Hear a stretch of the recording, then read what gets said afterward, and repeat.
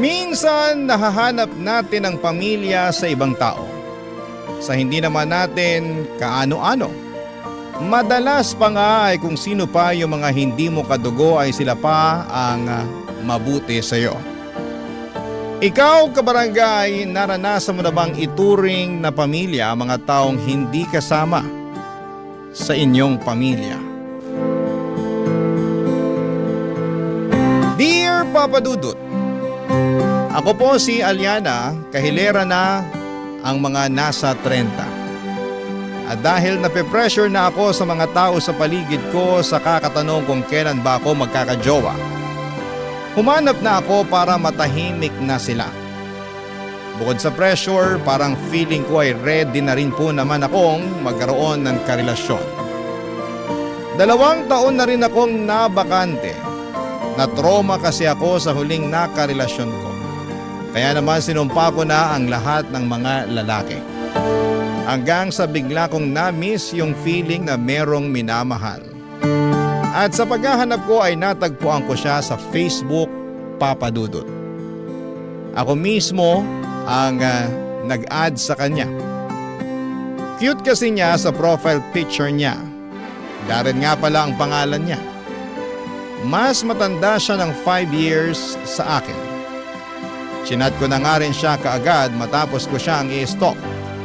Malinis ang record niya, single at mukhang galing sa maayos na pamilya.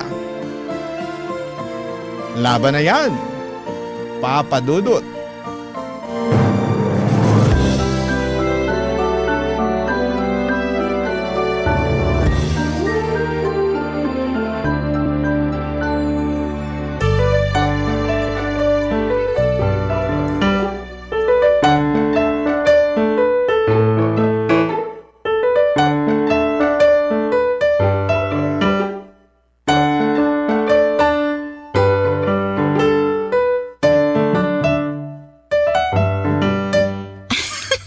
Bagay ko ba talaga yung bangs ko? Oo nga.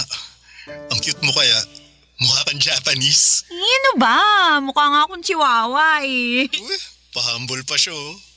Para namang hindi niya alam na cute siya. O sige na po, naniniwala na ako. Ikaw talaga, ang lakas mong mangbola. Hindi, tinuruan lang ako ng magulang ko na magsabi palagi ng totoo. Uy, Darren, tawag ako mamaya. Mukhang nandyan na si Mama at Papa eh. Uy, tatawag ka ah. Promise mo yan? Oo nga. Ang clingy mo naman. Ewan ko ba? Hindi naman ako ganito nun. Ikaw kasi. Nakipag-video call ka lang. Nahulog na tuloy ako. Kainis to. O siya, bye na. Nako.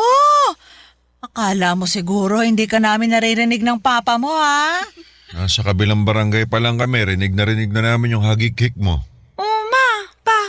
Bakit kasi ang aga niyong umuwi? Di ba ang sabi niyo gagabihin kayo? Umuwi na kami ng maaga kasi nakatunog kami na makikipagharutan ka sa lalaki. Tama naman ang hinala ko. Aba. Iba talaga ang ningning ng mga mata kapag may kaharutan, no, sweetheart? Sweetheart, dapat ba akong kabahan? Mukhang kailangan ko ng ikandado yung pinto para hindi makalabas tong si Aliana. Parang hindi naman pinto ang dapat ikandado kasi mukhang sa cellphone niya nagaganap ang lahat. Nakakainis kayo. Alam nyo, tanong kayo ng tanong sa akin kung kailan ko kayo bibigyan ng apo. Tapos ngayong meron ng alay, saka naman kayo ganyan. Binibiro ka lang naman namin. At dapat kilatisi mo pa rin yan, maliwanag. Huwag masyadong magpadala sa kilig. Unahin ang utak. Bakit hindi po ba kayo kinilig sa isa't isa noon?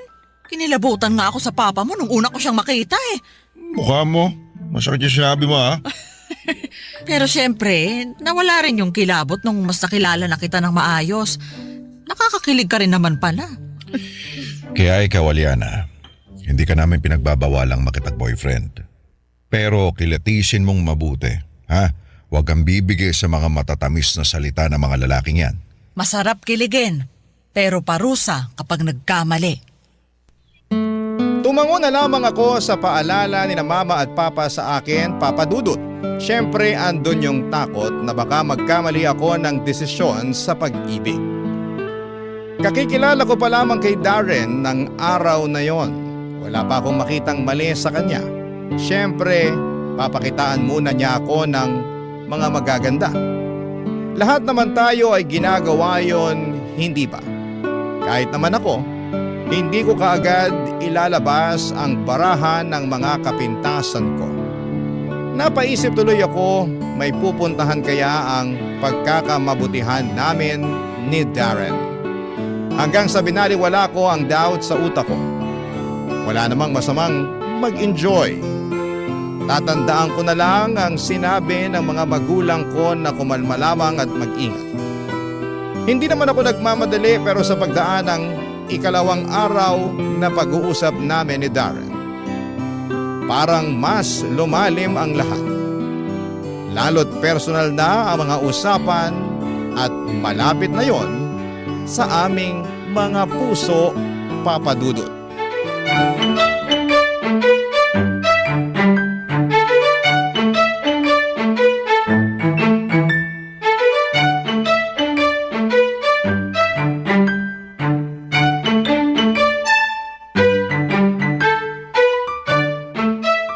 Ang dami na nating napag-usapan, no? Mula kaninang umaga pa tayo nagvi-video call, ha? Oo nga eh. Sumuko na nga tong power bank ko. Eh ako nga, hindi na umalis sa saksakan. Alam mo, ang saya lang na makausap ka. Kung saan-saan kasi napupunta ang usapan natin eh. Oo nga eh, mula sa paboritong ulam hanggang sa pinakaayaw na sahog sa chop suey. At pinakaayaw na kulay ng medyas. Eh paano sinong tao ang makakapag-isip na pag-usapan ang kulay ng medyas, di ba? Ano pa kaya ang next natin pag-uusapan? Parang kilala na natin masyado ang isa't isa eh. Samantalang, second day pa lang natin to na magkakilala. Marami pa tayong kailangang malaman sa isa't isa, no? O sige, ano bang masasuggest mo na topic? May naisip ako pero baka umatras ka eh. Baka i-block mo na ako pagkatapos. Hindi yan. Ano ba? Tungkol sa mga ex? Nako, kayo talagang mga babae.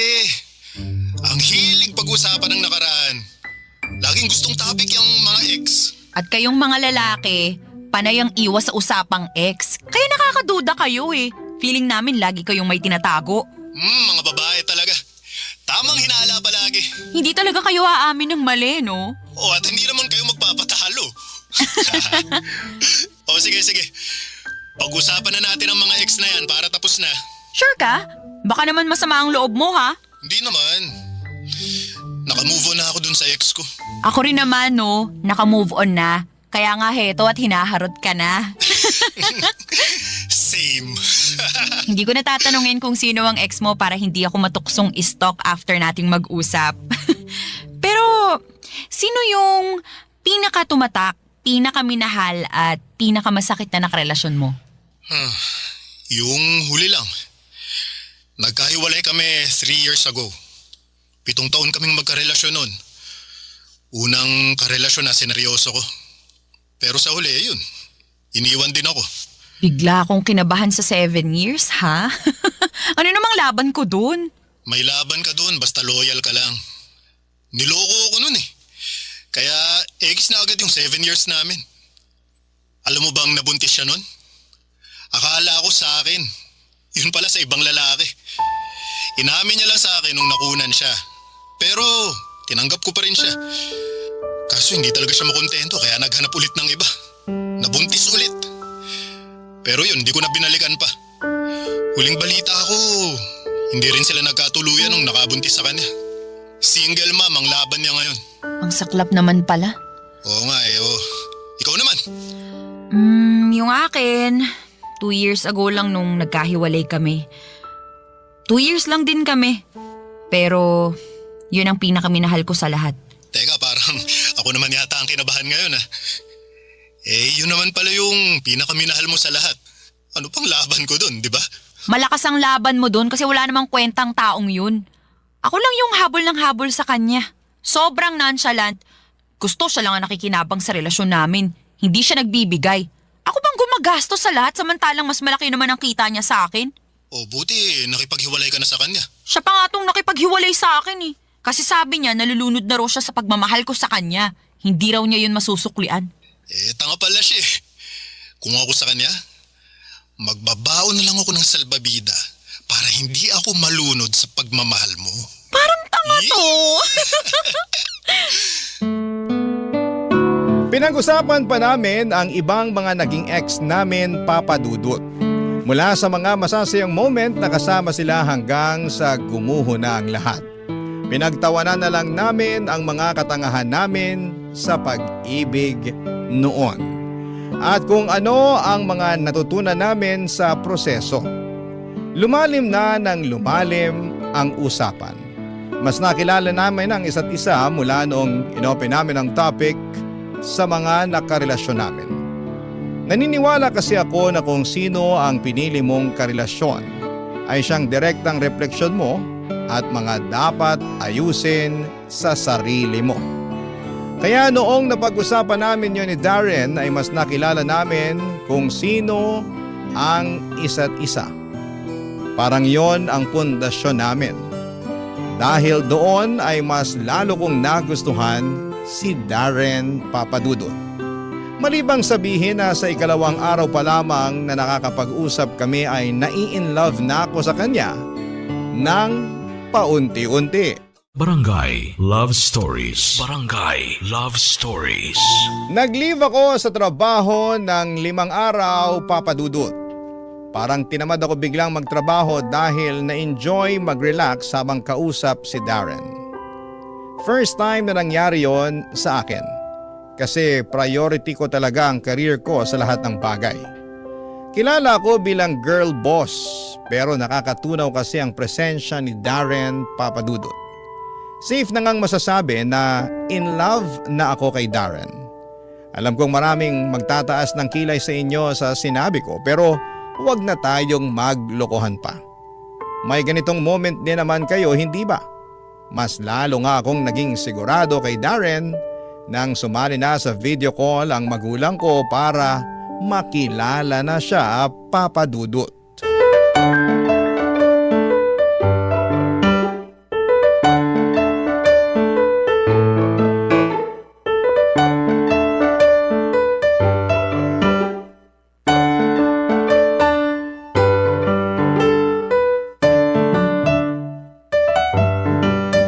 Maayos ba ang buhok ko, sweetheart? Malangis pero style yan. Ay, mainis ka. Hindi ka nga oily pero palot ka naman. Pekon ka pa rin ha? Maayos ka kasi. Makakaharap na natin ng future boyfriend itong si Aliana. Kailangan presentable tayo. Oh, presentable naman ako ah. Oh, nakapolo pa nga ako. Nakapolo ka pero naka-boxer short ka naman. Magpantalon ka nga ron. Huwag mo nang alalahanin yung pang-ibaba ko. Ngumiti na lang tayo kapag kaharap na natin sa video ko landarin na yan. Huwag kayong OA sa mga comment ha, Mama, Papa. Baka mamaya ipahiya niyo ako. Ang papa mo ang pagsabihan mo. Ako chill lang ako rito eh. Chill ka dyan. Ano ka, Yelo? Ito na siya, tumatawag na. Hello, Aliana. Hi, Darren. Kasama ko na pala sina Mama at Papa. Ready na silang makilala ka. Kinakabahan ako. Oh, Huwag ka nang mahiya sa amin, Darren, ha? Kami lang to. Ako nga palang mama ni Aliana. ako naman best friend ni Aliana. Ako ang bata naman po pala ng best friend ni Aliana. At ang nanay niya, alam ko na kung saan nagmana ng ganda si Aliana. Bolero? Hindi mo na kailangan magsinungaling, Darren. Kami lang to. Ay, Aray. naku, wala ka talagang kahit katiting na pampakilig dyan sa katawan mo, no? Eh, nagsasabi lang naman ako ng totoo. Ma, Pa, behave lang kayo. Hayaan mo na, Aliana. Nakakatuwa nga ang mga magulang mo eh. Parang ang sarap nilang kasama. Tumatago sa screen ko yung pagmamahala nila. Ay naku, paano na lang kapag nakasama mo pa sila sa personal? Naku, baka atakihin na ako sa kilig nun. Sweetheart, bakit hindi mo man lang binola ng ganito yung magulang ko nung naliligaw ka sa akin, ha? Mabuti pa tong si Darren eh, marunong. Eh, hindi naman nadadaan sa bola yung mga magulang mo. Lalo na yung nanay mo. Nasa labas pa lang ako ng bahay nyo, bumubuga na agad ang apoy. Nakakatawa po kayong panoorin. Sana mamit ko na kayo sa personal. Kulang tong video ko lang. Eh di, dalaw ka sa amin. Tama si Aliana. Pumunta ka rito sa bahay at ipagluluto kita ng kare-kareng kapampangan. Gusto ko po yan. Sige po, dadalaw ako sa inyo. Naku, hindi na ako makapaghintay. Sayang-saya ko na nakitang nagkakausap na sina Darren at ang mga magulang ko. Komportable na sila sa isa't isa na akala mo ay matagal na silang magkakilala. Mas dumaldal pa nga si Darren. Hindi ko na rin siya halos nakausap kasi sina mama at papa na ang kaharap niya. Nagkape na lamang ako at pinakinggan ang mga usapan nila, Papa Dudut. At habang pinagmamasdan sila na magkakausap ay hindi ko maiwasang mangarap na balang araw magkakasama na kami sa bahay namin. Magkakasalo sa kare-kare. Magkatabi kaming dalawa na nakikinig lang sa mga kwento ni na mama at papa o kaya naman ay nakikinig sa radyo sa inyo, Papa Dudut. Di bale, sabi ko sa sarili ko, mangyayari din yon balang araw kapag pinagkaloob.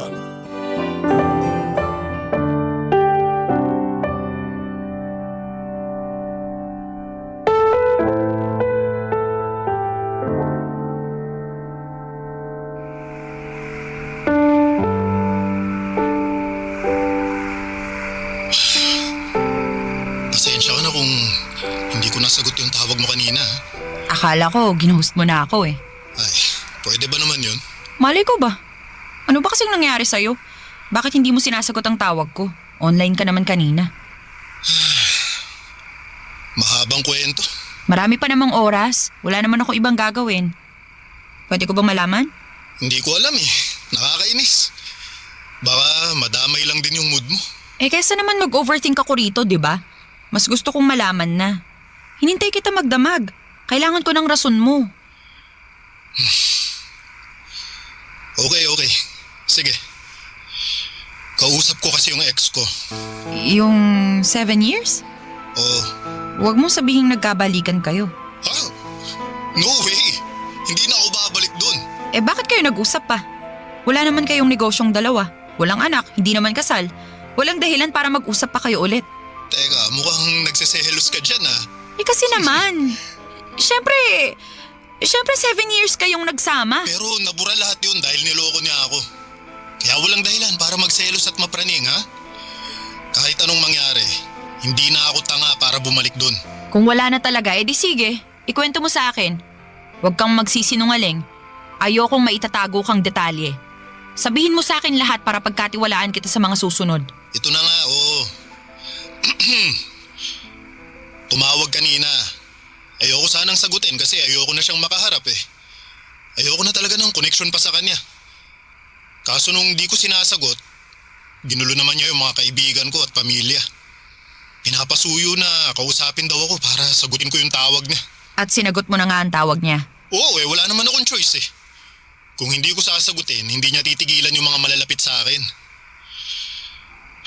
So eto na nga. Gusto niyang makipagbalikan sa akin. Ano? Ang kapal naman ang mukha niya. At bakit pa siya? Kalma lang, Aliana.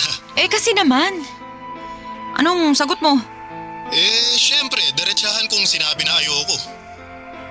Gusto lang naman niya akong balikan kasi nahihirapan na siya sa pagiging single mom niya. Natanggal siya sa trabaho. Hindi naman nagsusustento yung nakabuntis sa kanya. Umaasa lang siya sa magulang niya ngayon. Inamin naman niya to sa akin. Kaya nga raw siya nagsisisi na sinira niya ang relasyon namin. Kaya gusto niyang bumalik para itama ang lahat. Ano ko, tanga? Mabuti na lang at tumanggi ka. Nakahinga ako ng maluwag doon Sabi ko naman sa'yo, hindi mo na kailangan mangamba. Saka sinabi ko na rin sa kanya na meron na akong ibang babae na nagugustuhan. Uy, kiligin ka naman dyan. Oo, ito na nga. Nagsisimula na nga eh. Kaya Aliana, huwag nang mapraning ha. Hindi na ako babalik sa kahit na sinong ex ko. Kahit meron pa kaming unfinished business, hindi na ako lilingon kasi nasa harapan ko na ang gusto ko. Kuhang-kuha niya ako sa mga salita niya, Papa Dudut. Alam kong hindi dapat maniwala sa salita lamang. Pero ramdam ko kasing sincero siya, kaharap ko siya at nakikita ko yon sa kanyang mga mata. Tinatag na nga rin niya ako sa mga kung ano-anong post sa Facebook Nagko-comment na rin siya sa mga post ko. Hindi siya katulad ng ibang lalaki na nagtatago sa social media ng babaeng nakakausap nila. Kaya alam kong seryoso siya sa akin. Yon ang ika-4 na araw na nagkausap kaming dalawa, Papa Dudut. At sa ika-4 na araw na yon ay para lang makampante na ako ay inaya na ako ng date ni Darren. Inaya na niya akong lumabas. Gusto na niyang magkaharap kami dahil hindi na raw siya makapaghintay pa. Pumayag ako kaagad, Papa Dudut. Walang kasing saya at sa wakas ay makikita ko na sa personal ang lalaking muling nagpatibok ng aking puso, Papa Dudut. Barangay Love Stories. Barangay Love Stories. Ika-5 araw ng pagkakilala namin ni Darren. Yun din ang araw na magkikita kaming dalawa, Papa Dudut. Noong umaga ay nakapag-usap kami para sa additional na plano. Kakain kami sa isang resto na sikat sa mga vlogger. Si Darren ang nagsuggest noon, Papa Dudut. Dadalhin daw niya ang motor niya para makapag-rides din kami sa Antipolo. Magkakape kami sa isa sa mga tagong view decks doon. Kilig na kilig ako sa mga plano niya. First time kasi na lalaki ang nagplano ng date. Yung mga ex ko kasi ako raw ang bahala na. Walang initiative. Ayoko ng ganon.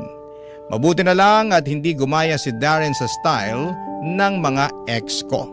Mas lalo tuloy akong nagkagusto sa kanya, Papa Dudut. Pagkatapos ng tawag namin ay sinimulan ko nang maghanap ng isusuot at nagpatulong ako sa mga magulang ko.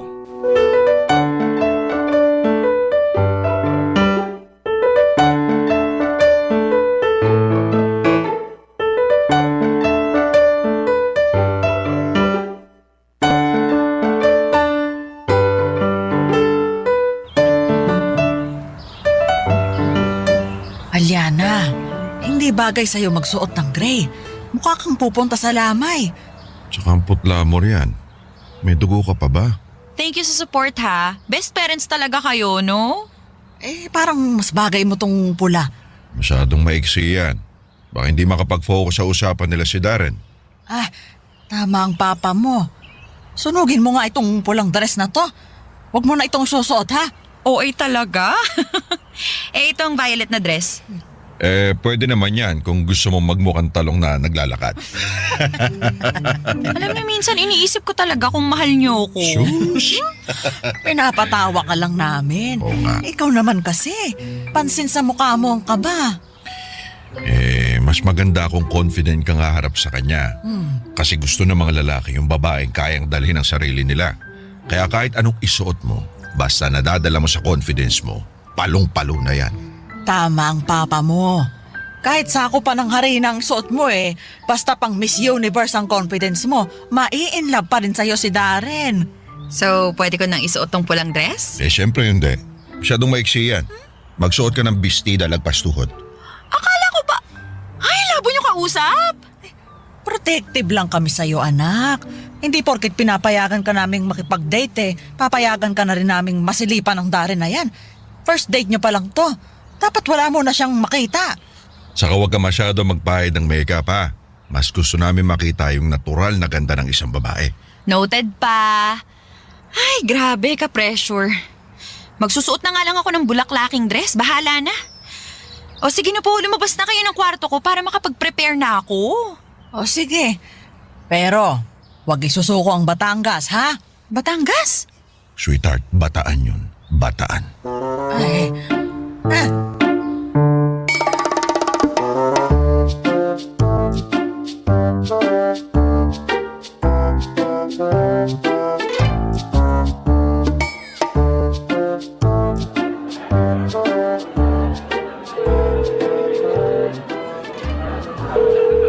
Dari, nasan ka na ba? Bakit ba hindi mo sinasagot ang tawag ko? Online ka naman. Hello, ma'am. Ay, ready na po ba kayong umorder? Pwede ko na po bang dalhin yung menu? Pwedeng mamaya na. Wala pa kasi yung kasama ko mukhang na-traffic. Sure po, ma'am. Pero remind ko lang din po kayo, ha. Malapit na kaming mag-last call sa orders. Okay, sige lang. parating na rin yung kasama ko. Saglit lang ha. Sure po, ma'am. Sige po.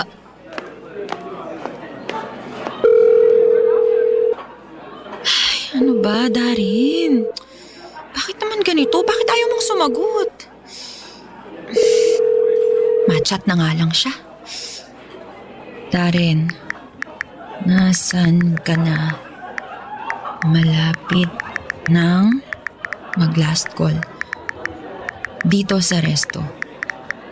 Kung malilit ka, i-chat mo na lang sa akin yung order mo. Isisend ko sa'yo yung picture ng menu. Miss? Miss? Ready to order na po, ma'am? Kukunin ko lang yung menu sana. Isisend ko sa kasama ko para makapili na siya. Thank you. Sure, ma'am. Wait lang po.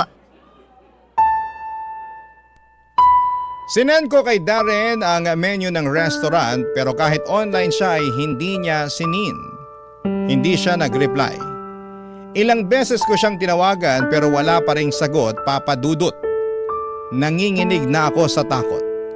Mahigit 4 na oras na akong andon at panay na ang tingin ng mga waiter at waitress sa akin. Nahihiya lang silang paalisin ako at pakiramdam ko ay alam na rin nila na inindyan ako ng kadate ko.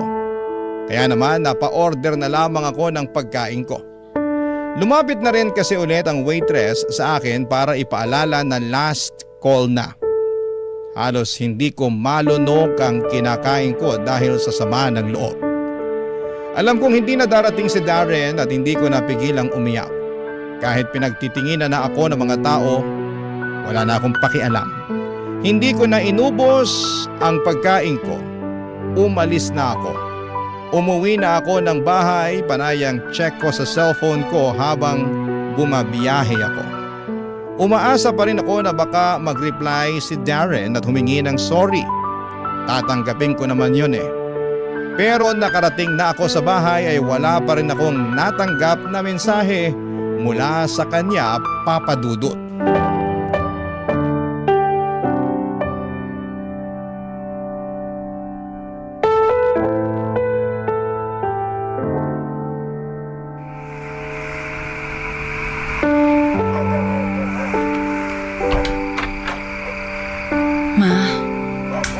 Oy, ay kala namin nakipagtanan ka na eh.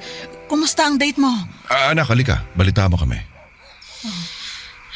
Ma. Pa. Oh, bakit malungkot ka? May masama bang nangyari?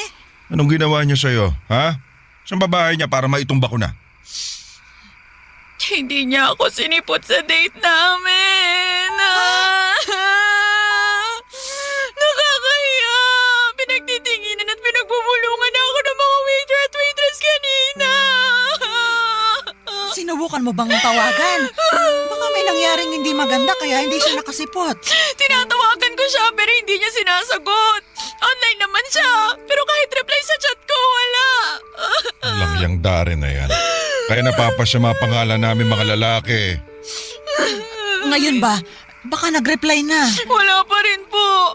Kanina pa nga ako dyan sa labas ng pintuan natin kakahintay sa reply niya pero wala. Anak, huwag mo nang kakausapin yan ha. Walang kwentang lalaki yon. Makakita ko lang yan, ihahampas ko yung TV sa kanya. Makikihampas na rin ako. Wisit siya ha? Pinaghandaan mo tong date ninyo. Abay, nagpa-facial at nagpa-nail extension ka pa. Tapos hindi siya sisipot? Hala, lugi sa investment.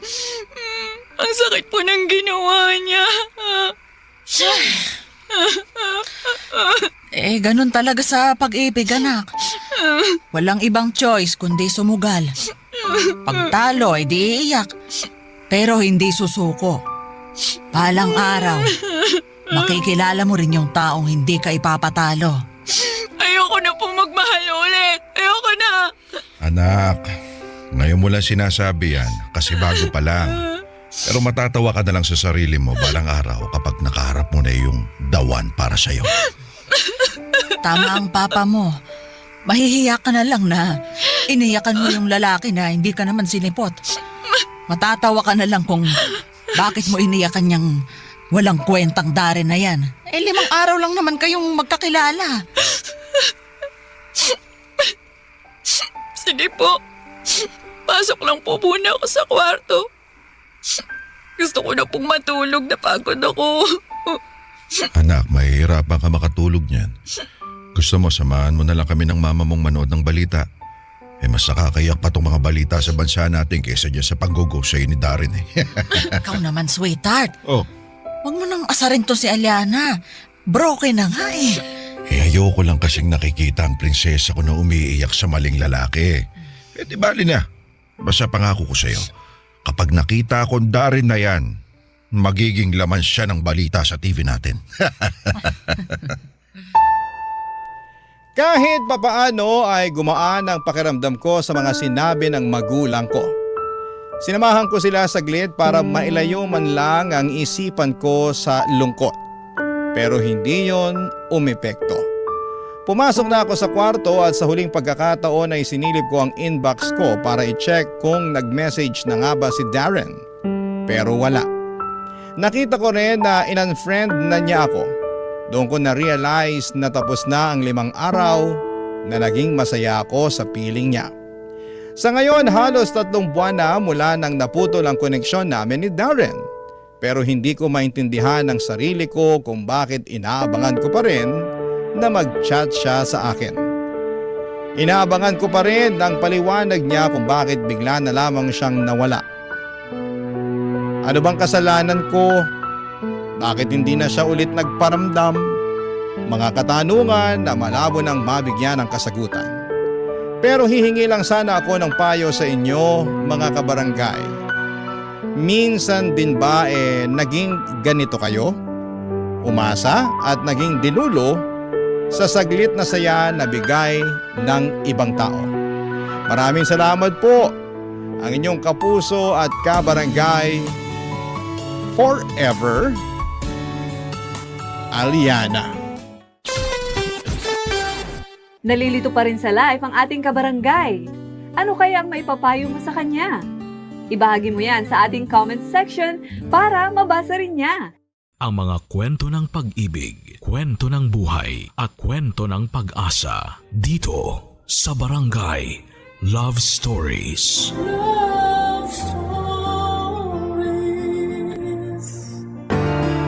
Lahat tayo ay isinilang ng isang ina.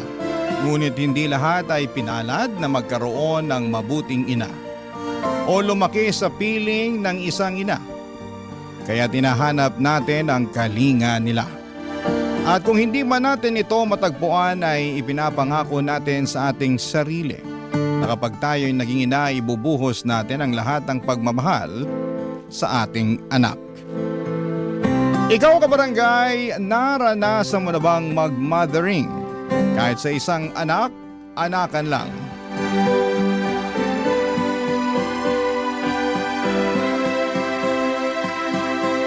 Dear Papa Dudut, makulay na tanghali po mga kabarangay.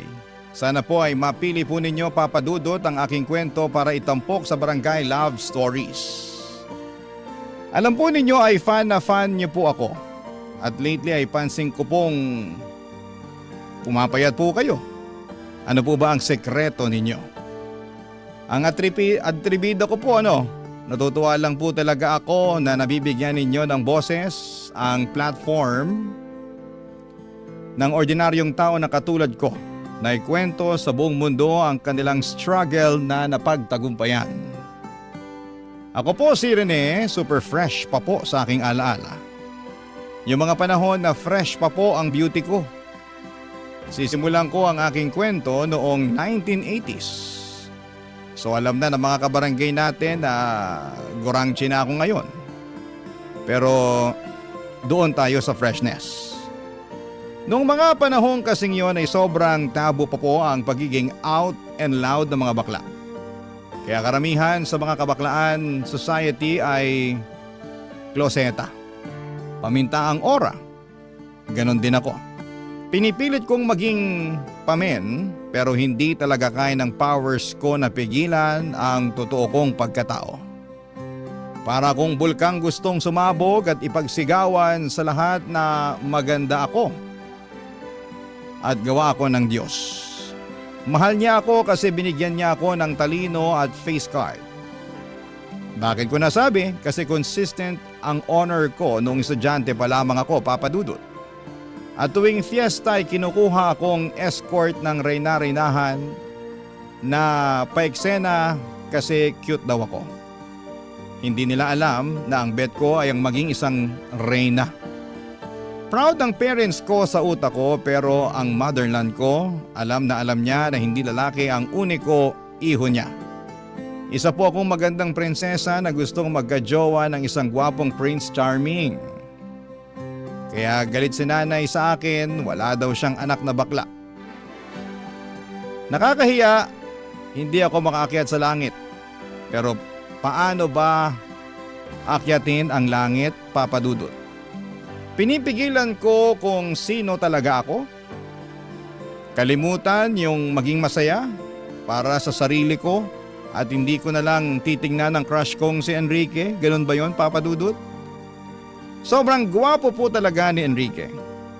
Kaya kapag siya ang kaharap ko, ako si Rena Bella. Hindi ba ang sosyal pakinggan? Alam nyo, ilang gabi kong pinag-isipan kung magtatapat ako sa kanya. At dumating nga ang araw na hindi ko nakayanan. Sinabi kong gusto ko siya pero straight talaga si Enrique at ang sabi niya ay hindi niya ako pwedeng maging jowa kasi bakla ako. Lalaki pa rin ako. Gusto niya ay babae lang kaya sobrang na-hurt ako, Papa Dudut. Pero ilang linggo lang ay nakabawi ulit ako kasi hindi naman niya ako iniwasan. Ganon pa rin ang treatment niya sa akin pero may kaunting nagbago na gustong gusto ko naman. Kapag kami lang dalawa ay wala siyang pakialam kung niyayakap ko siya. Hanggang sa may kababalaghang nangyari sa aming dalawa na sobra kong kinaligaya. Ganito pala ang feeling, Papa Dudut. Parang lumipad ako sa langit pero ilang araw lang ay lumagapak ako sa lupa.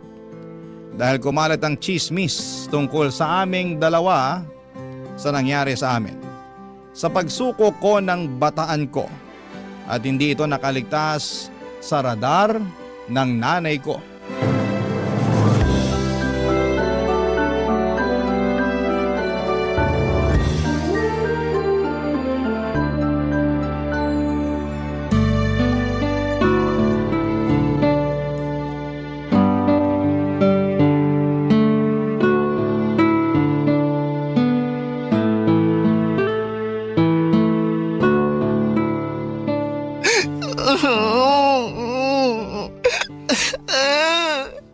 Nay, tama na po.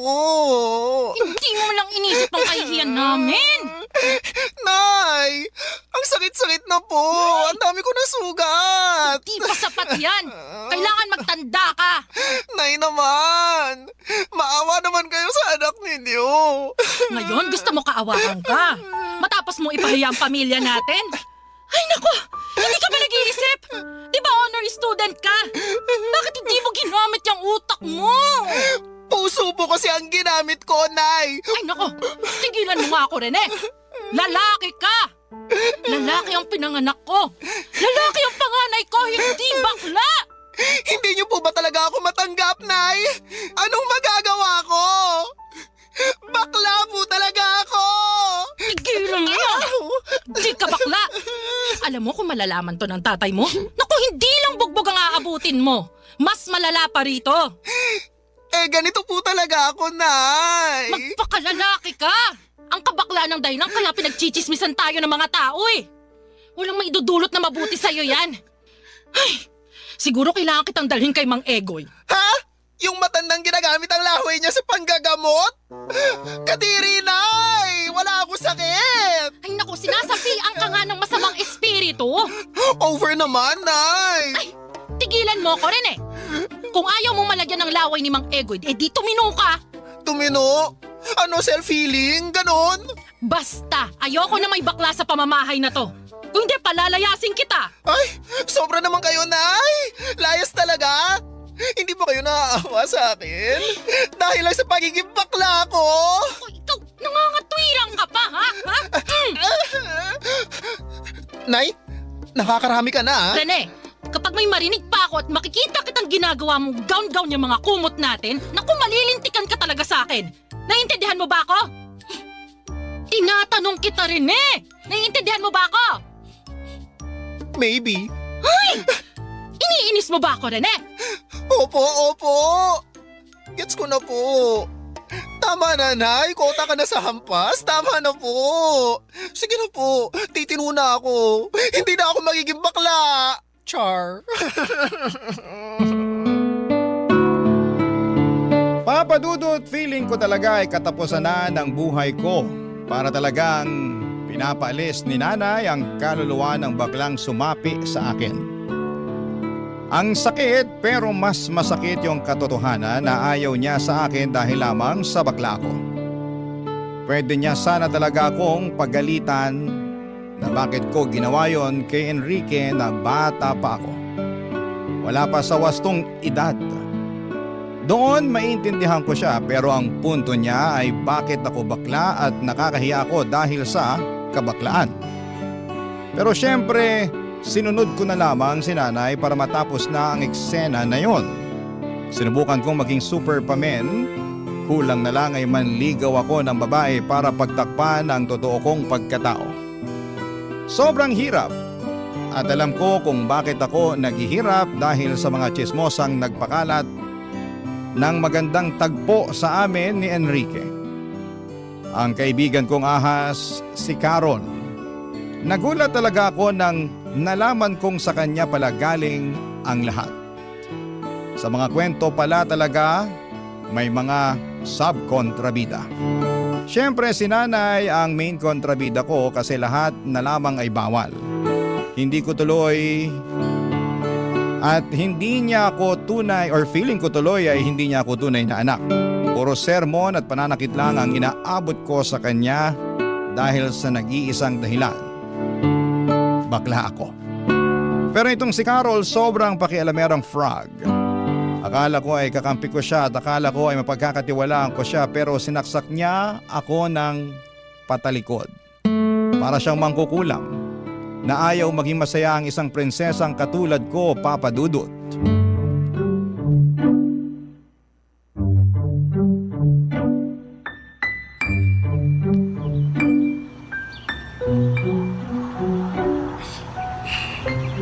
Carol, pwede ba tayong mag-usap? Rene, anong pag-uusapan natin? Ba't ganyan ang ayos mo? Tsaka, bakit ganyan kang makatingin? Diretsahan na to ha. Galit ako sa'yo. Ano? Bakit? Ay, maang-maangan? Amnesia? Walang maalala? Bakit ako naririto? Tigilan mo ako ha? Ano ba kasing ginawa ko sa'yo, ha? Bakit mo pinagkalat? Bakit mo sinabi sa ibang tao yung tungkol sa amin ni Enrique? Ano? Napipi ka ba? Nakita mo ba yung mga pasa ko? Yung mga sugat ko? Yung iba tingnan mo, hindi pa naghilom! Binugbog ako ng nanay ko dahil sa kagagawan mo! Hindi ko na kasalanan yan! Ay! Walang accountability! Bala ko dyan. Oy! Huwag mo ako tatalikuran, Carol! Gusto mo ipagkalat ko rin yung kalandian mo? Hoy! Hindi ako malandi, Ay, nagsalita? Banal yarn? Gusto mo isa-isahin ko? Rene, pwede ba tigilan mo ako? Ikaw na ang backstabber na feeling Santa. Ano ba ang motibo mo para i-chismis mo kami ni Enrique, ha? Dahil ba gusto mong mauwi sa impyerno ang buhay ko? Ganun ba? Gusto mo ng impyerno? Hindi kita sasantuhin! Di sige, saktan mo ako! Isusumbong kita! Ay, mahilig ka talaga sa ganyan, no? Sumbongerang pala ka! Bakit? Dahil ba mas matalino ako sa'yo? Na kahit anong gawin mo, mas mataas pa rin ang grades ko? Kasi hindi mo kaya ang utak ko at ang galing ko sa mga art project? Alam mo, nakakaawa ka kasi hindi ka lumalaban ng patas. Oo na! Ikaw na magaling, pero bakla ka pa rin. Ayun! Wow! Grabe ang argument! Pang matanda ang atake, wala bang bago? Alam mo, hindi na ako nasasaktan kung tawagin mo man akong bakla. Mas nakakasakit yung hindi ka nga bakla. Pero isip bata ka naman. Bakit pa ba kita naging kaibigan? Bakit mo ako naging kaibigan? Di ba dahil malapit sa akin yung mga lalaki, gusto mo makisawsaw? Ay, talaga? Hindi naman lumapit sa akin si Enrique dahil sa'yo. Pero sa halip na magtuloy-tuloy kami ni Enrique, naunsyame pa dahil sa'yo. Ang sama-sama mong kaibigan. Hindi ka na naawa. Akala ko hindi ka tulad ng ibang mapanghusga pero mas masahol ka pa. Inggitera! Tsaka! Alam mo ikaw, sumusobra ka na ha? O ano, naiiyak ka na? Hindi mo ako madadaan sa paiyak mo. Simula ngayong araw na to, hindi na tayo friends. Tandaan mo yan! Irene! Bumalik ka dito! Maghanap ka ng iba mong matutuklaw! May vaccine na ako sa'yo, wala nang epek ang kamandag mo sa akin! Che! Papadudot na karating kay nanay ang naging away namin ni Carol at syempre ako ang nagmukhang kontrabida at salot sa lipunan. Napapaisip tuloy ako kung masama ba akong tao o hindi ko lang maintindihan si nanay. Pero sobra naman po dahil lang sa bakla ako ay bugbog ang aabutin ko sa kanya sa pang-araw-araw. Bukod doon ay tinis ko ang lahat ng chismis at pangungutya sa akin dahil lamang sa pagiging bakla ko. Maharot daw ako, wala daw akong hiya at tagapalaganap daw kami ng mga sakit. Ganon kalala ang mga tao sa amin. Sobrang tinis ko ang lahat hanggang sa makatapos ako ng high school at doon ko napagdesisyonan na lumuwas ng Maynila. Sabi ko sa sarili ko na hindi na ako babalik pa sa Masbate. Gamit ang inipon kong pera ay lumuwas po ako ng Maynila. Nakituloy muna ako sa isang kamag-anak pero hinahamak din ako. Buti na lamang at nakahanap ako ng trabaho at tuluyan na akong namuhay ng mag-isa.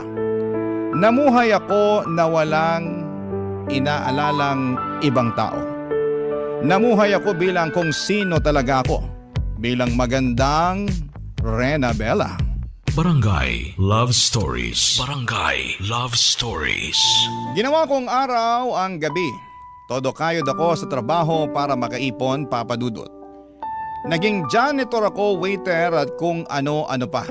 Hanggang sa dumating ang araw na kaya ko nang pagsabayin ang trabaho at pag-aaral. Kumuha ako ng kursong accountancy. Bilang mukha akong pera ay bet kong maging propesyon ng tagabilang ng pera. Basang nasa isipan ko lang talaga noon ay gusto kong yumaman at ayaw kong hamakin ako ng mga tao. Gusto kong ipakita sa kanila na baklaman ako pero hindi niyo ako pwedeng tapakan. Kasi narating ko ang mga pangarap ko sa buhay. Sa awa ng Diyos, natapos ko ang accountancy kaya nakapagtrabaho ako bilang isang bookkeeper. Kahit professional na ako ay hindi pa rin nawawala ang mga bully dahil lamang sa kabaklaan ko. Pero wala nang titindi pa sa mga ginawa ng nanay ko noon sa akin. Kaya naman naging matatag na ako, papadudot. Nakapagpundar ako ng isang bahay na hinuhulugan ko sa Mandaluyong. Hanggang isang araw, nakilala ko si Vince. Ngayon pa lamang ay sasabihin ko na walang kahit na anong namabagitan sa amin ni Vince. Si Vince ay isa ring bakla, dalagitang bakla. Naglaya sa probinsya nila kasi ayaw din ng mga magulang sa kanyang pagkatao. Nagmakaawa ito sa akin, papadudot, na sa akin muna tumira. Siyempre naawa ako. Mabait naman siya, tumutulong sa gawaing bahay pero dahil bata pa ay may mga bagay na kailangan ko rin talagang pag-aralan. Ang naiiba lang, hindi ko pinupuna ang pagkatao niya. Saka yung mga pangaral na parang isang inang nagmamalasakit talaga ang ginagawa ko sa kanya sa tuwing nagkakamali siya. Tulad ng huwag agad magtitiwala sa mga lalaki dahil mapagsamantala lamang sila sa kahinaan nating mga magaganda. Habang tumatagal, napamahal na ako kay Vince. Tinuring ko siyang anak, kaya todo support ako para mapaaral siya. Pero may ugali talaga ang anak kong ito na kailangan ko pong ituwid, papadudot.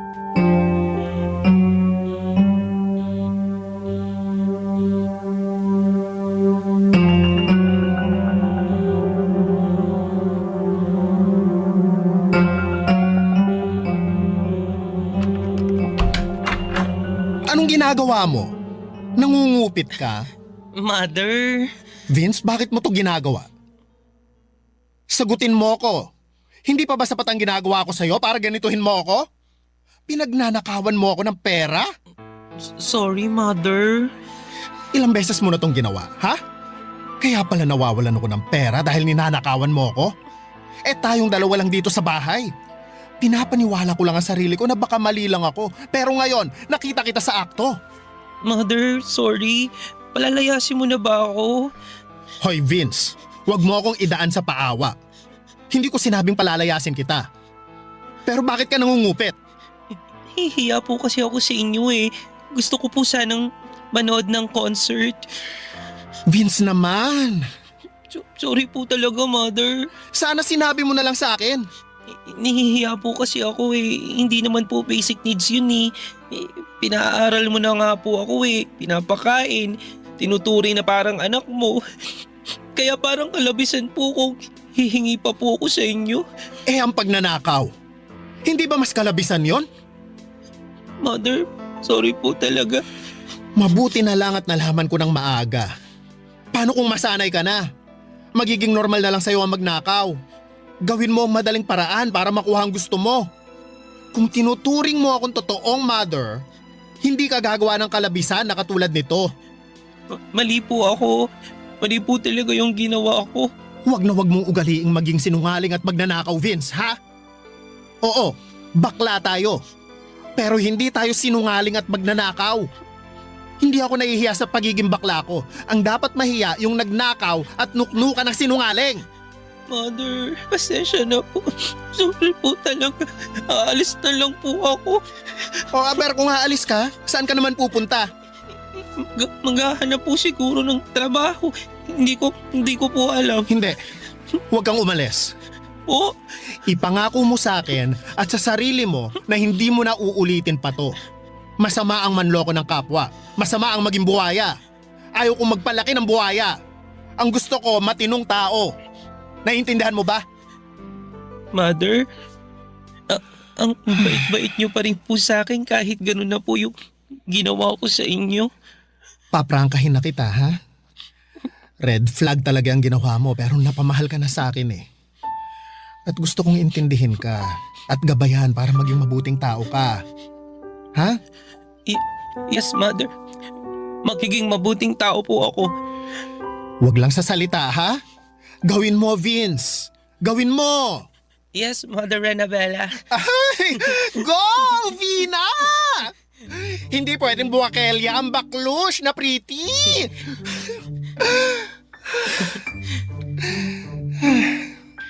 Basta mag-aral ka, ha?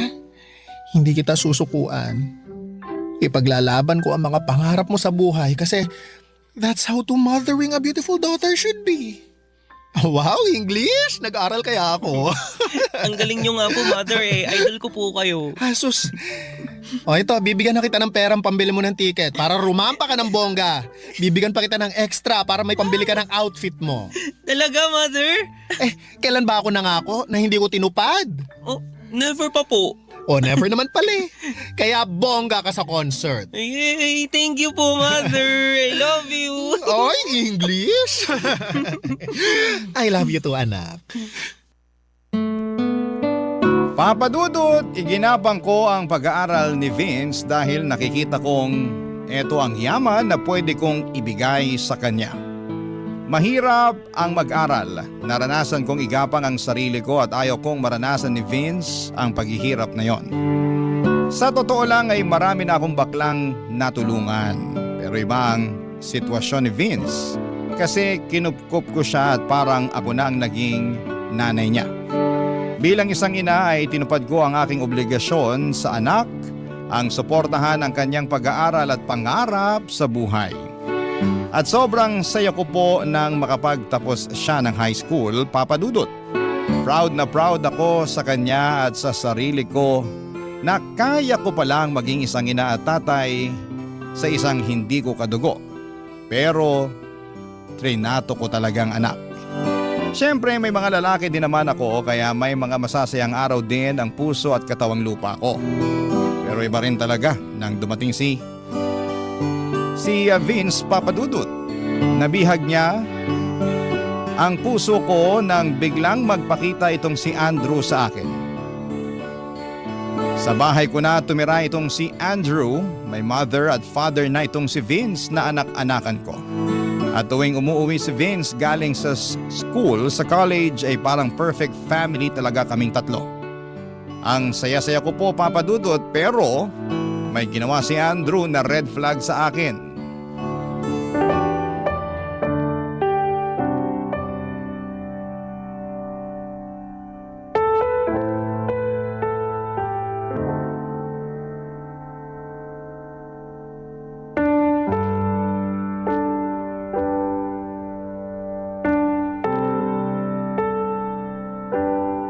Andrew, Han, bakit ka nangupit?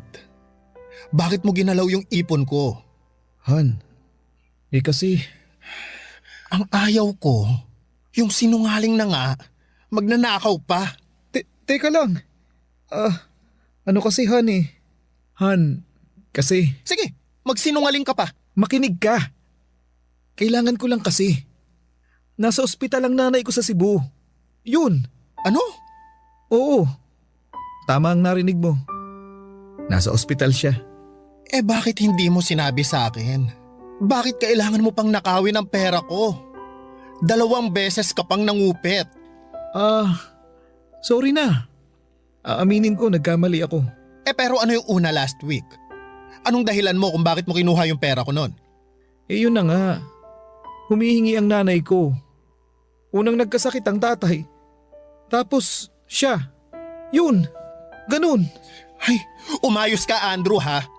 Akala ko nga si Vince ang kumuha ng pera. Kung hindi ko lang nakita sa bag mo bago ka pa umalis ng bahay, malamang si Vince pa rin ang pagdududahan ko. Kawawa naman yung anak ko. Pinagdudahan ko pa siya. Pero yun nga, imposible din ganun kalaki ang kinuha niya kasi para saan niya gagamitin. Han. Sorry na talaga. Nagkamali ako. Han, sa susunod magsabi ka. Hindi naman ako naging madamot sa'yo. Binibigyan nga kita ng panggastos mo habang wala ka pang trabaho, di ba? Nahihiya na ako sa'yo. Huwag ka nang mahiya. Ngayon pa ba, naasawa na kita? Nakita ko ng lahat sa'yo. Masama ang ginawa ko eh. Alam kong napipilitan ka lang dahil sa sitwasyon. Tama. Kaya ang lakas mo sa akin, Han eh. Kasi, naintindihan mo ako. Basta pagsusumikapan ko yung training ko para makapagtrabaho ako. Makapag-abroad. Basta paghusayan mo. Saka, baka kapag nakapag-abroad ka na, kalimutan mo na ako at magkaroon ka na ng ibang babae. Han, hindi ako ganun. Tumatanaw ako ng utang na loob. At saka, mahal kita eh. Totoo. Talaga ba? Oo. Mahal na mahal kita.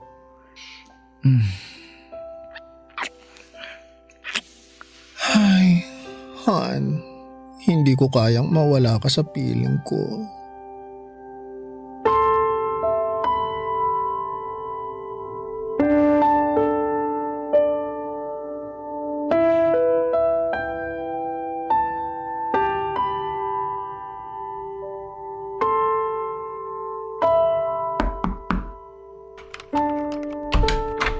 Vina? Mother? Sorry anak. Mother, bakit po? May kasalanan ako sa'yo anak. Kasalanan? Bakit po? Umupo nga po muna tayo dito sa kama, Mother. Ano po bang kasalanan ng sinasabi ninyo? Nagkulang kasi ang pera ko. Kaya naisip ko na baka kumuha ka. Ano po? Kaya nga magsosorry ako kasi ikaw ang naisip ko. Mother naman. Mali nga ako. Nakonsensya ako at ikaw ang naisip ko. Pero ang totoo, si Papa Andrew mo ang kumuha. Ha? Ano po? Nagnakaw siya sa inyo? Ang lupit naman, ninakawan pa kayo? Pero okay na. Nagkaayos na kami. Talaga ba, Mother? Yesterday, ngiti pa lang niya, wala na. Ang rupok ko. Iba talaga, in fairness. Well, yamin naman si Papa Andrew. Truly, ang muscles, ang face, ang performance pang opera. Mapapanganga ka talaga ng bongga. Mother ha? Mukhang nandidiri ka. Baka ikaw, may nililihim ka na sa akin. Over? Wala po akong nililihim. Ano naman po ang nililihim ko sa inyo? Love life. Mother, wala pa. Gusto kong graduate muna ng college. Hard to get tayo, ganon. Talaga. Yes.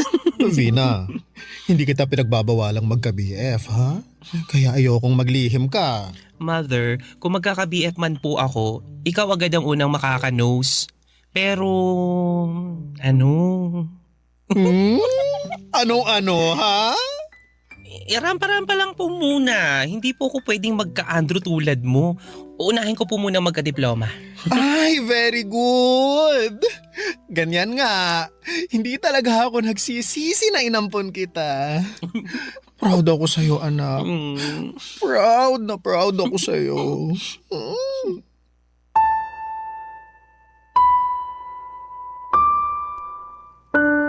Papa Dudut, sobrang panatag ng loob ko sa aking mag-ama.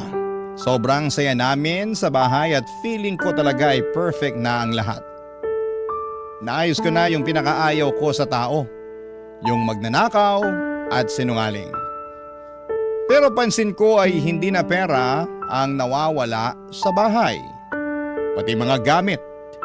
Hindi ko malaman kung sino ang gumagawa kasi maraming beses din na pumunta ang mga kaibigan ko, kaibigan ni Vince at kaibigan ni Andrew sa bahay.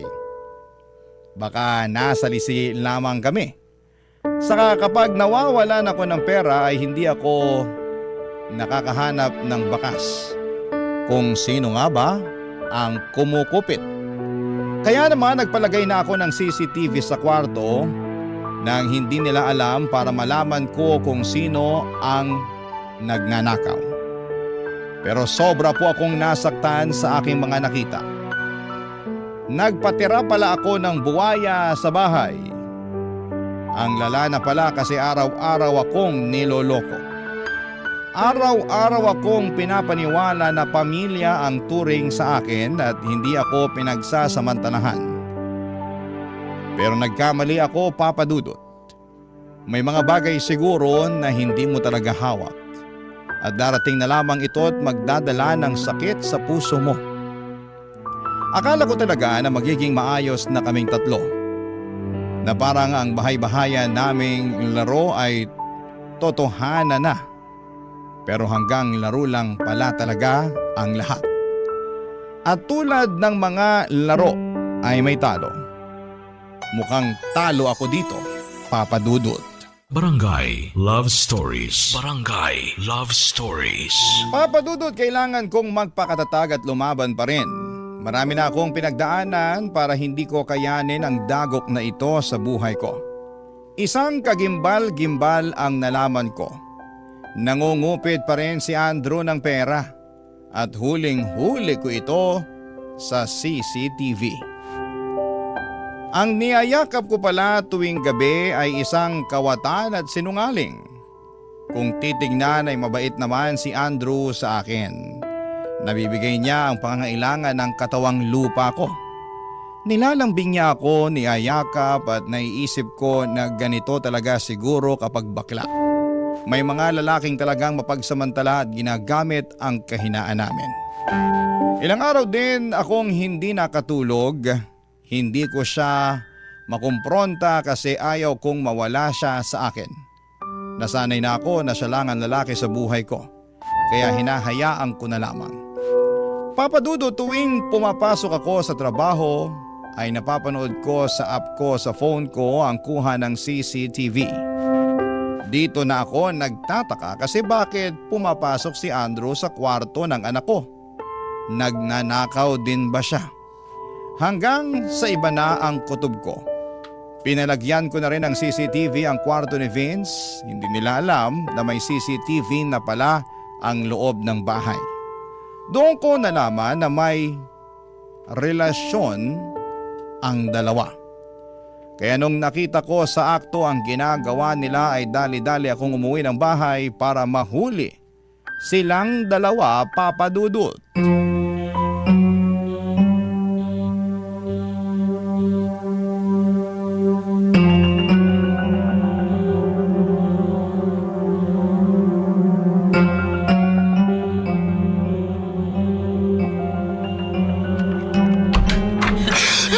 Mother? Makakayop kayo!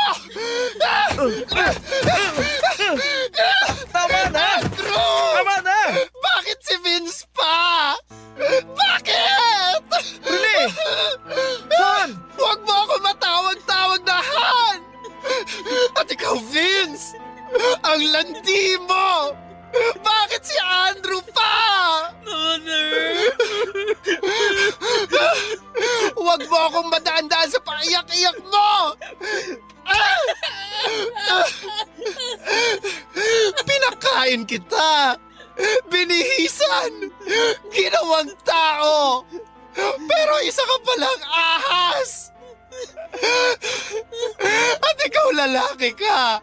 Ang sama mo! Ang sama-sama mo! Namumuro ka na sa pananakit ha? Karapatan kong saktan ka! Kasi ginawa niyo akong tanga! Rene ha, pigilan mo na to. Titigilan ko na talaga! Dahil palalayasin ko kayong dalawa! Lumayas kayo! Ano? Rene naman. Huwag naman ganun. Anong huwag? Matapos kong malaman ang kahalayan niyo! Sa anak pa natin talaga, Andrew! Rene naman. Pareho naman kayong bakla.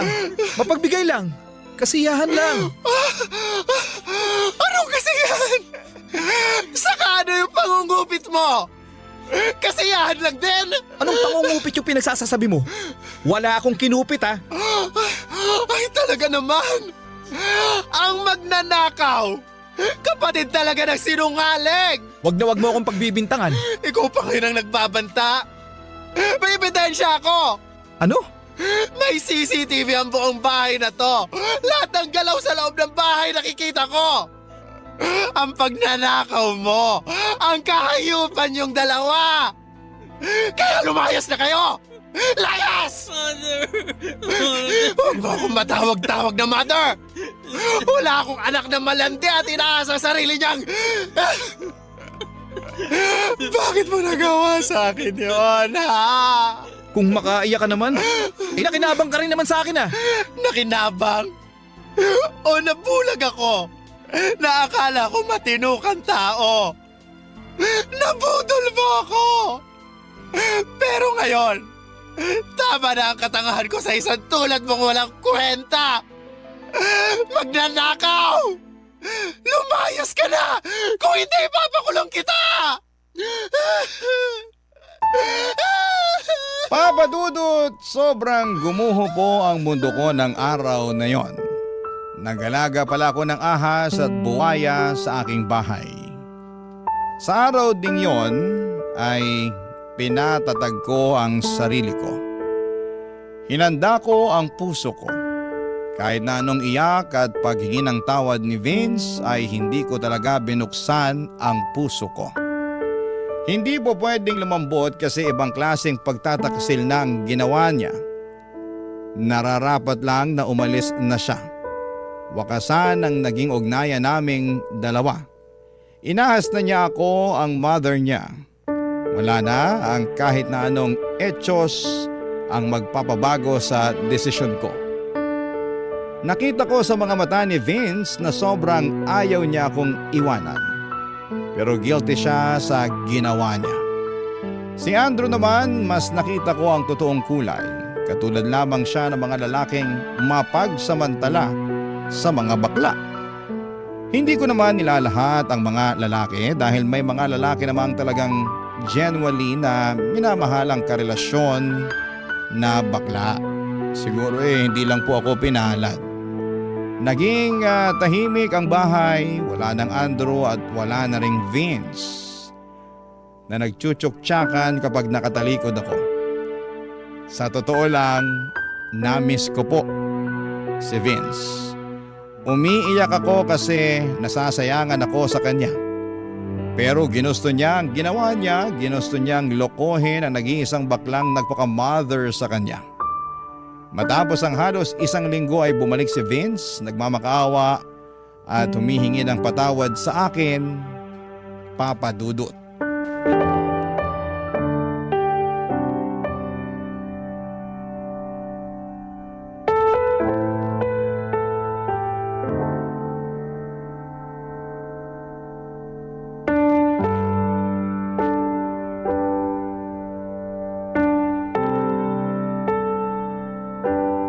Maupo ka sa sala. Mother, sobrang nagsisisi na talaga ako sa nagawa ko sa'yo. Mother, ayaw kong mawala ka. Ayaw kong mahiwalay sa'yo. Vince, hindi ako nagkulang ng pangaral sa'yo. Hindi kita sinasaktan. Tinrato kitang tao. Hindi ako nagdalawang isip na kupkupin ka. Gawing anak-anakan ko. Pinangarap ko na sana makuha mo yung gusto mo sa buhay. Sinuportahan kita, di gaya ng nanay ko sa akin. Pero ang sakit. Ang sakit-sakit ng ginawa mo sa akin. Alam ko naman po eh. Sobrang sama ng nagawa ko po sa inyo, Mother. Nagsisisi na po talaga ako. Naaalala mo dati, yung pangungupit mo ng pera. Pinangaralan kita. Sabi ko sa'yo ang magnanakaw, isang malaking sinungaling. Akala ko napatino kita. Nakaka-frustrate na hindi pa rin pala. Hindi lang pera ang ninakaw mo, kundi ang relasyon ko sa isang lalaking wala namang kwenta. Pero salamat na rin sa'yo at natauhan ako sa Andrew na yon. Hindi na ako nabulag sa papandesal niya. Mother, patawad po. Hindi ko na po gagawin sa'yo yung ganun. Magpapakatino na po ako. Gusto ko po kasing makasama kayo sa pagtupad ng mga pangarap ko eh. Vince, I'm sorry. Buo na ang desisyon ko. Naaalala mo? Kusa akong lumaya sa pamilya ko at gumawa ng sarili kong buhay dahil napuno na ako sa pananakit ni nanay. Nakaya kong mabuhay. Nakaya kong maging tao. Hindi malayong kaya mo ring maging tao. Mother naman. Please. Give me another chance. Ay, maraming chance na ang binigay ko sa'yo, Vince. Marami na. Hindi sa lahat ng oras na kapag nagkakamali ang isang tao, bibigyan na naman ng chance. Puro tayo chance pero walang accountability. Kaya tayo hindi umuusad sa buhay. Ang gusto ko, mamuhay na walang mga taong gahaman, mapanlinlang at sinungaling. Mother, luluhod po ako. Magmamakaawa. Sana mapatawan niyo po ako. Wa-epek sa akin yan. Huwag mo nang gawin. Alam mo, ang dapat mong gawin ay humahanap ng trabaho para mapagpatuloy mo yung pag-aaral mo. Sayang naman yung nasimulan mo. Saka, sige na. Ito, kunin mo tong pera para may pangsimula ka. Ito na ang huling tulong ko sa'yo. At wag na wag ka nang magpapakita pa sa akin. Papa Dudut, sobrang sakit pala na palayain ang isang tao na sobrang minahal mo. Ang sakit sa dibdib. Parang sinasaksak ang puso ko nang makita ko si Vince na bitbit ang ibang gamit paalis ng bahay. Nang sinarado ko ang pintuan, yun ang oras na kailangan kong kalimutan ang anak-anakan ko. Mahirap pero kailangan kong gawin. Sa ngayon, Papa Dudut, ay mag-isa na lamang po ako. Wala nang Andrew, wala nang Vince sa buhay ko. Pero natutunan ko na rin na hindi pala sukatan ng pagmamahal ang pagtitiis sa sakit at kasinungalingan. May mga kaibigan naman akong nananatili at doon ko nahanap ang lakas na muli akong bumangon. Para sa akin, Papa Dudut, walang masama sa pagiging bakla. Hinding-hindi ko ikakahiya kung sino po ako. Pero mali ang magnakaw, mali ang manloko at mali ang magsinungaling sa taong nagmahal at nagtiwala sa iyo ng totoo. Doon ako labis na nasaktan, Papa Dudut.